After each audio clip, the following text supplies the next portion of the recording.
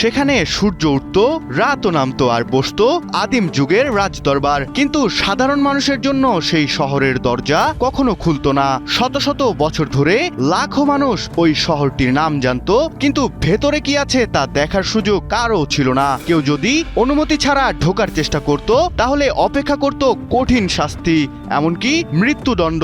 তবে প্রশ্ন হলো, কেন এত গোপন রাখা হয়েছিল এই শহরকে? চীনের রাজধানী বেইজিং এর হৃদয়ে দাঁড়িয়ে আছে বিশ্বের অন্যতম রহস্যময় রাজপ্রাসাদ ফরবিডেন সিটি, বাংলায় যার অর্থ নিষিদ্ধ নগরী। প্রায় ৭২ হেক্টর এলাকা জুড়ে গড়ে ওঠা এই বিশাল প্রাসাদের রয়েছে প্রায় ৯,০০০ কক্ষ। আয়তনের দিক থেকে এটি প্রায় ১০০টি ফুটবল মাঠেরও বেশি জায়গা জুড়ে বিস্তৃত।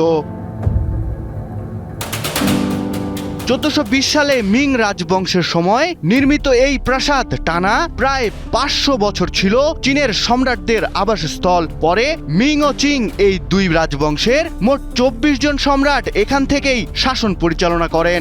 শুধু রাজপরিবার, উচ্চপদস্থ কর্মকর্তা, রাজপ্রাসাদের কর্মচারী ও বিশেষ অনুমতিপ্রাপ্ত ব্যক্তিরাই সেখানে প্রবেশ করতে পারতেন।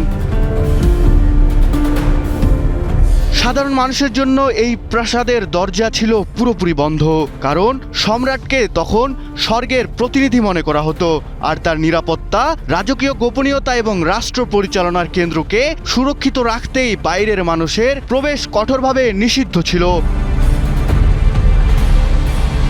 ১৯২৫ সালে প্রথমবারের মতো সাধারণ মানুষের জন্য খুলে দেওয়া হয় এই প্রাসাদের দরজা।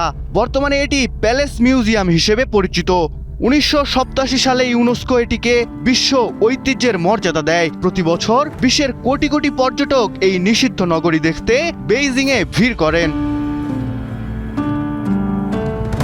একসময় যে প্রাসাদে প্রবেশের কথা সাধারণ মানুষ কল্পনাও করতে পারতেন না, আজ সেই প্রাসাদেই ইতিহাসপ্রেমী মানুষদের অন্যতম আকর্ষণ। সময় বদলেছে, কিন্তু নিষিদ্ধ নগরীর রহস্য আর রাজকীয় ঐতিহ্যের প্রতি মানুষের আগ্রহ আজও একটুও কমেনি।